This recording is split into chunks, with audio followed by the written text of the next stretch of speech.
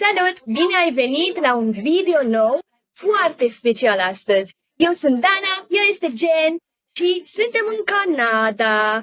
Pentru că eu îmi petrec aici vacanța de vară și m-am întâlnit cu Jen la o librărie foarte specială care mie îmi place foarte mult, care se numește Chapters.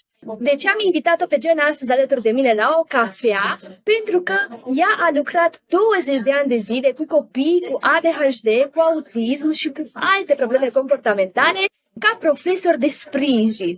Și vreau să ne spună mai multe din experiența ei despre aceste două tulburări. So now that we talked about ADHD, let's talk about autism. They have some similarities because they're both neurodivergent conditions. So what differences are there and where does autism come from? Autism comes from the same place ADHD comes from, genetics. There's a multitude of different genes that are affected. When I say it's genetic, I don't mean that your mother had it or your father had it. I mean that some studies have shown an abnormality in chromosome 5. So it's genetic in the sense that something with the genes has affected these conditions. And in all the testing that they've done, they've found so many different ones. Mm-hmm. So that's why it's a spectrum. And that's why we call it autism spectrum disorder now, is because if your problem is in chromosome 5, you're going to have these problems. If it's in chromosome 9, it's going to have these problems. Yeah. So that's why it's so different for everybody. 100% we know it's not vaccines. Not vaccines. The man that published that paper has lost his license to practice and can no longer do these things because he made it up. And it came with such serious consequences. People started believing it. Even in Romania, lots of people believe their kids have autism because of vaccines. Your kid had it before they got the vaccines. You just didn't notice. Mm-hmm. It's hard to tell when they're very young. The earliest that we will diagnose here in Canada is 12 months. Autism is not just not making eye contact, slapping your hand. No, it's more than that. That is a part of the diagnosis. You have to have some sort of repetitive behavior. Okay. I tuck my hair, I rock, and I push my fingers. Mm-hmm.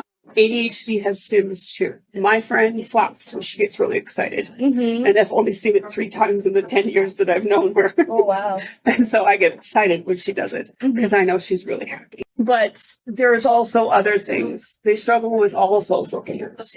Some struggle with basic learning and do not know how to copy. And that's how we learn as human beings. We copy what other people do, which is one way of learning. Some kids don't know how to do that. That's why ABA helps. Because ABA is largely teaching. Yeah. Most of my work in ABA has been teaching skills. Mm-hmm. And not necessarily in behavior control. It can be used. It's a great way to change behaviors. And when I say change behaviors, we replace. So you can't just say, no, you can't do that. No, you can't do that. You're just you have to give them something to do instead. Mm-hmm. So you replace it with something appropriate. If they're gaining attention by hitting somebody, you change it with something else, like raise your hand that is not physically abusive. There's a reason it's the gold standard. It has so many options and it's beautiful for teaching.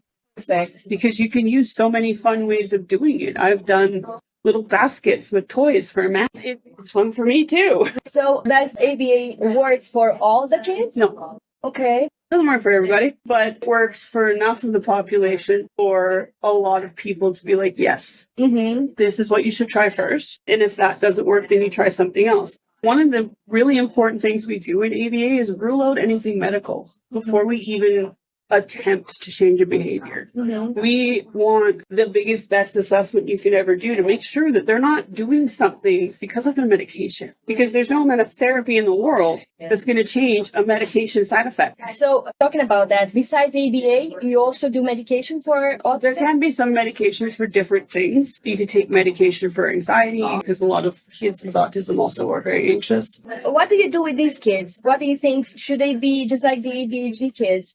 In a regular school and a regular class, or should they be indifferent? That is an individual needs decision. Now, some kids with autism can be very low functioning. Mm-hmm. Kids with autism can be nonverbal but very intelligent. Till you know that, it's hard to make that decision. Because step 1 is get communication going. Right after you're ruled out anything medical, okay, we need to get them communicating. We're going to teach communication because you will see behaviors fall off the plate. Yeah. Because now they can tell you what they want.